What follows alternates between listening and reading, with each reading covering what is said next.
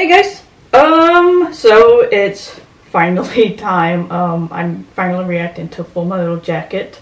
Now that I got the Justice League videos out of the way. Yeah. The user, Dolphin Man, he suggested this movie, but I was planning on doing it anyways. I'll probably end up doing all of Kubrick's movies because I know he's a popular director and he has popular movies. I know he does 2001 Space Odyssey, which I'm more excited about because I tend to like sci-fi movies more. So I'll be doing that one eventually, and I'll probably eventually watch all his movies and then like do a ranking of which movies I like best, which I think that would be kind of fun. But other than that, I mean, I don't know much about this movie, to be frank. I don't.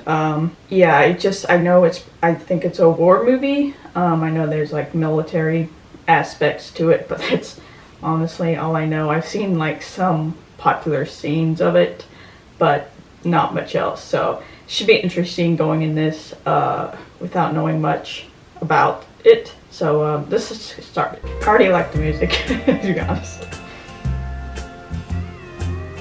Kiss me goodbye and write me while I'm gone. Goodbye, my sweetheart, hello, Vietnam. It's about Vietnam. So they always end up shaving, their head bald whenever they join the military. Is that just for like trying to not control them, but I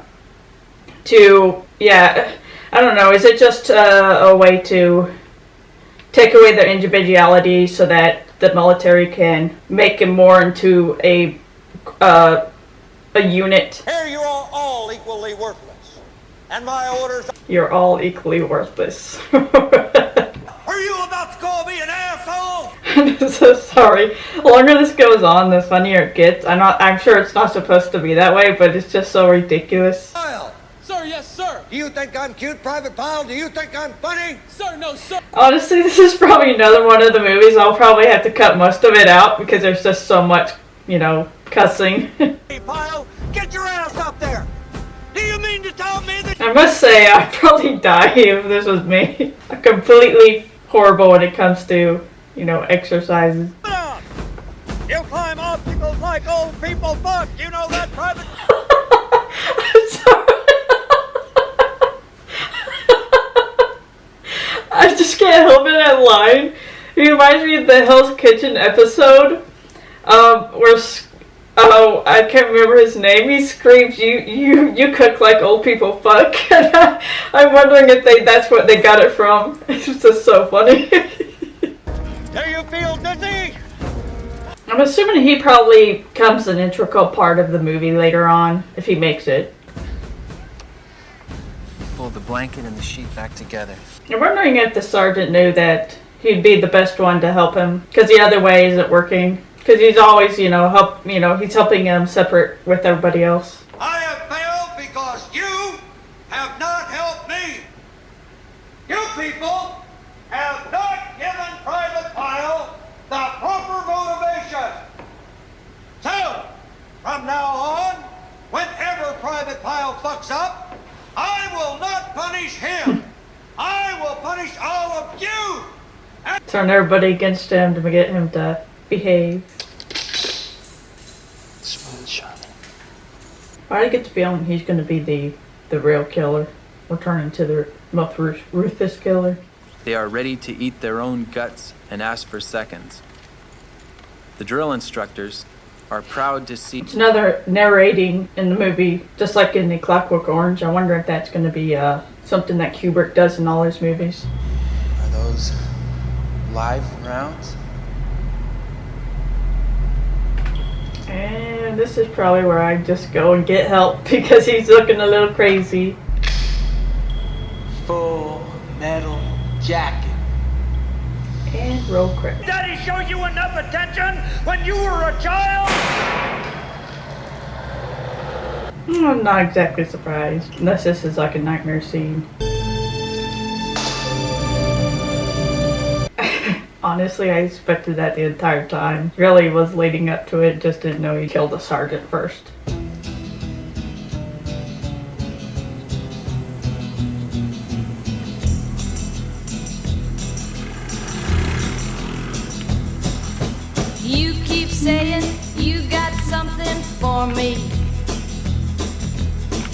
something you call love, but confess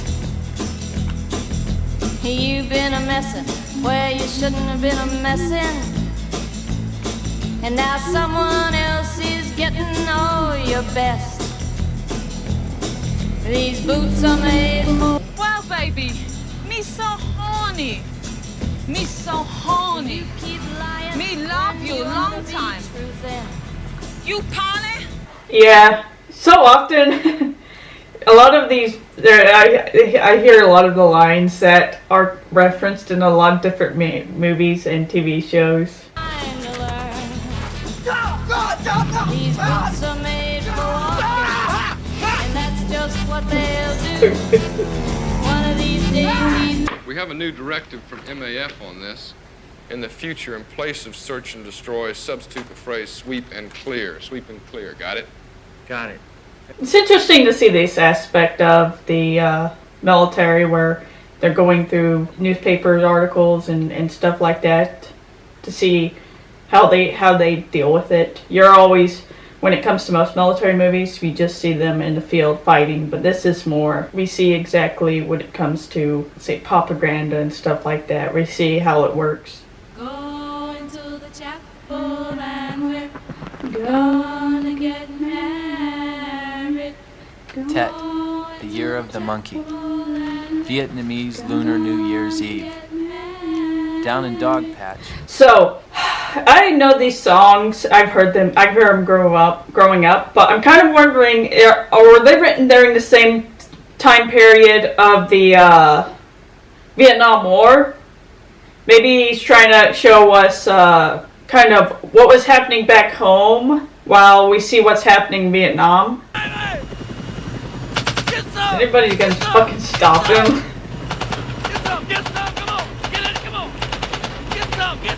Just killing random people now. You wonder why people didn't like the Vietnam War. Government officials, policemen, Arvin officers, school teachers. How many pictures are you gonna take? Went around their house. A little on TV. It's interesting seeing some actors that I've seen in more recent movies. I think I've seen him before. I don't know his name though. This one right here. They're dead, aren't they? Is my bro.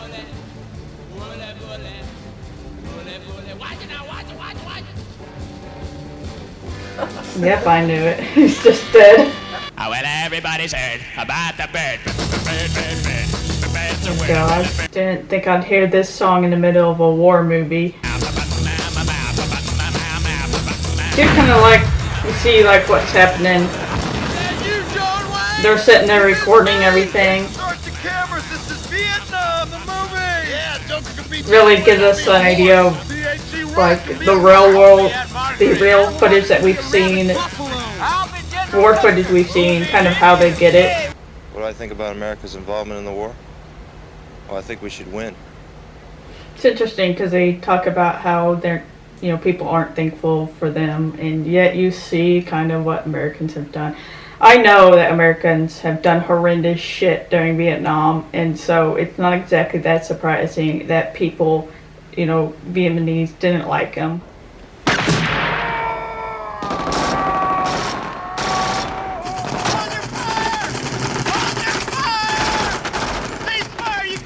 Not too smart. Fuck you, cowboy! Fuck all you assholes!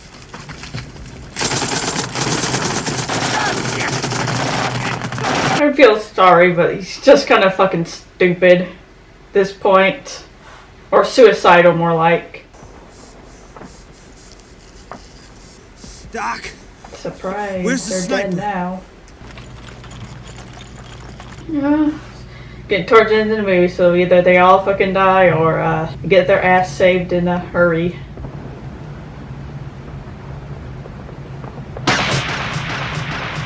I must say, he's a good shot. Seriously. The wrong time to get do cartridge. Better go do it quickly. If you want to waste her, go on. It's interesting. He's all for killing, but when it's put someone out of their misery, then suddenly, you know, he don't.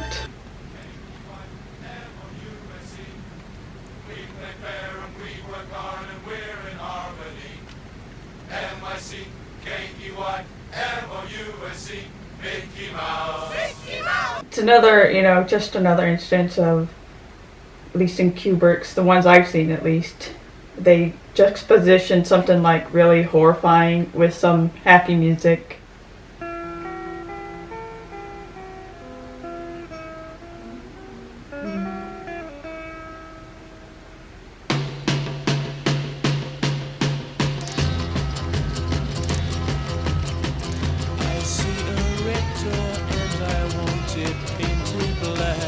Since I really did know nothing about this movie before watching it, I thought it would be interesting to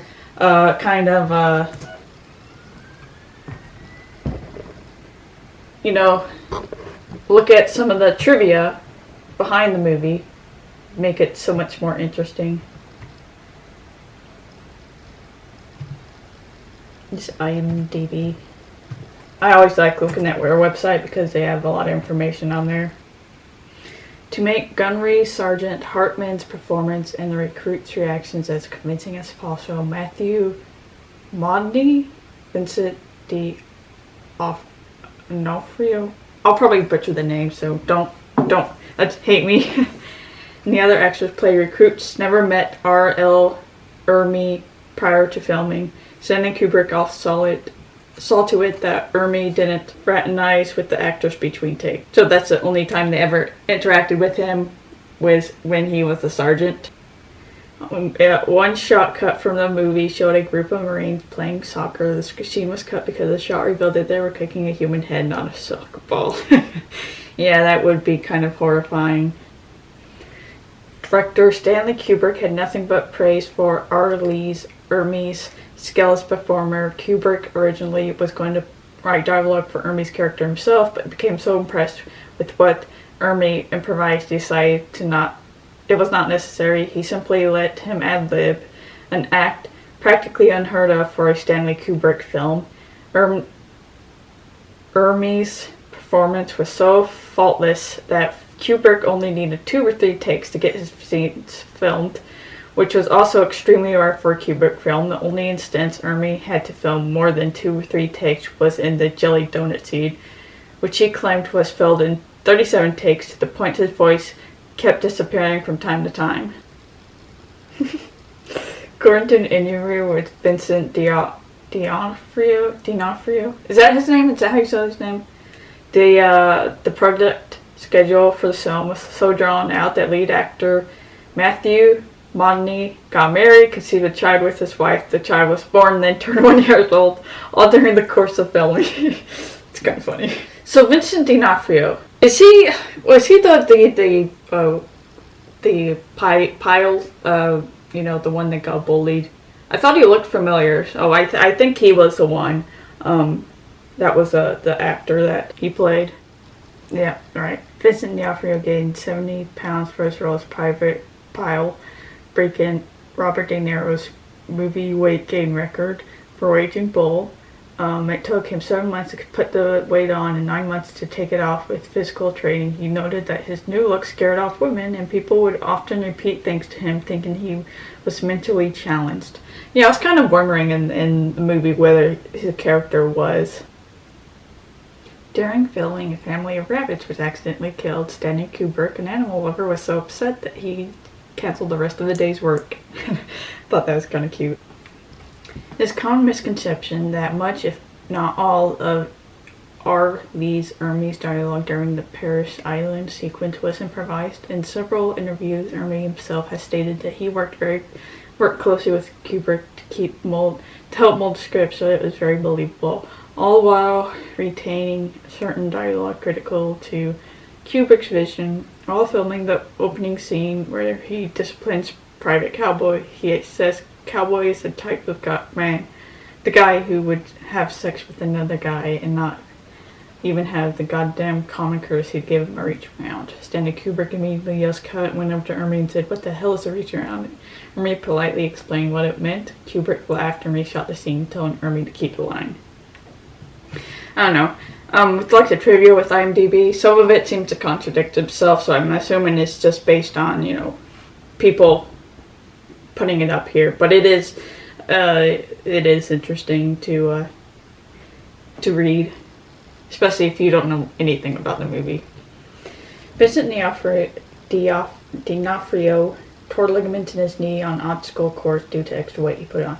Was it about, he was kind of like running gimpily in one of the scenes? I wonder if that's why he was why that happened. Regarding his character, Sergeant Hartley's brutal discipline of the recruits, R.L. Ermey once said in an interview that a Marine drill sergeant would never physically slap, choke, or punch a recruit, at least not openly, even back in the day as a young Marine. Nevertheless, the gunnery sergeant in the book that the film was based on, The Short Timers, often resorts to physical violence during the latter part of the drilling period, something that was significantly toned down in the movie. So that's what I was wondering, if this was based on actual, like, military drill sergeants, and if they actually were that brutal, or if this was just played up for the movie.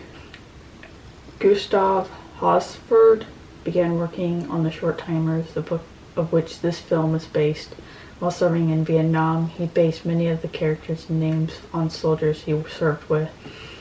According to director John Boorman, Stanley Kubrick wanted to cast Bill McKinley in the role of Gunnery Sergeant Hartman instead. However, Kubrick was so unsettled after viewing McKinley's performance in Deliverance that he declined to meet with him, saying he was simply too frightened at the idea of being in McKinley's presence. Kubrick then hired Tom Kalsari to play Hartman. Kalsari never got to play the role as former U.S. Marine Corps drill instructor R.L. Ermey consulted for the Marine Corps boot camp portion of the film, performed a demonstration on video in which he yelled obscene insults and abuse for 15 minutes without stopping, repeating himself or even flinching, despite being continually pelted with tennis balls and oranges. Stanley Kubrick was so impressed that he cast Ermey as Hartley. Kalsari was bitter, but accepted Kubrick's consultation prize of a small role as a helicopter door gunner. Was that the one who kept shooting people from the plane? Because I didn't like his character either. Shooting is a critical skill for Marines to develop, therefore the discipline is usually react somewhat during rifle training. This is apparent in Hartman's demeanor when he tolerates jokes and treats recruits less harshly during that time. I did notice that part. In the book, Sergeant Gurham, as he was known, isn't nearly as vulgar, but calls people into his office or the showers to beat them in private. He encourages other punishments, some worse, orders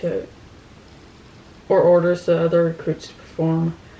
R.L. Ermey once recalled that story and points out that any DI who ever thinks something like that would not have been able to command respect among his recruits again. It's interesting that the actor for Hartman was a drill instructor, so he knows about what would and would not happen in the military. It's an interesting aspect. Vincent D'Onofrio claimed that he based his performance as Private Pal on the silent film performances of Lon Chaney. He was overjoyed when he heard Stanley Kubrick tell him, "I want you to be big, Lon Chaney big," without knowing that D'Onofrio had been studying Lon Chaney's films all along. After the sniper is shot, Joker says that she is praying. However, she's actually saying so much pain to Vietnamese, which is why she pleaded to be shot. Vincent D'Onofrio claimed he saw Private Pile's story as a monster created through an experiment gone wrong. A young man turned to a psychotic killer rather than a war fighter, and he deliberately made expressions similar to classic movie monsters in his final scene. Private Joker's rifle jamming at the worst possible moment is historically accurate. The M16 was a new standard issue rifle used in Vietnam War, but has quickly become infamous because the rifle action would jam, meaning the fire mechanism would lock up. This was due to U.S. Army's change from IMR 4475 improved military rifle to a spherical ball powder. Ball powder burned faster than IMR powder and these more fouling. Also, ball powder made the firing mechanism too fast. This combined with the fact that rifles were not issued with cleaning kits, causing the rifles to jam the firing mechanism to a point. A full field strip would be needed to get the rifle to fire. This was a major problem during firefight when U.S. forces were unable to return fire at Viet Cong forces who were using the much more reliable AK-47. The problem was solved in the late 1960s when cleaning kits were issued. Well, that explains the part where the jams. Okay, so yeah, it was kind of. I like looking up trivia after watching the movie, especially when I don't know much about. Just because honestly, sometimes answer a lot of my questions I've had watching the movie. So yeah, that was kind of my reaction to Full Metal Jacket. So right now, I've only ever watched A Clockwork Orange. I think that's the only other Kubrick movie I've watched. And I do like this one better than Clockwork Orange. I think it's just because I don't know, it's just the type of movie. It's a war movie, and I tend to like that one better. But yeah, probably do Pulp Fiction next if I can ever get a copy of it somewhere. I'll do it eventually. And I'll probably look to see about doing another one of Kubrick's movies. Probably 2001: Space Odyssey, because I do like sci-fi, and I think it'd be fun to watch that movie. So, yeah. But with that being said, you guys have a nice night. Stay safe out there, and I'll talk to you later. Bye.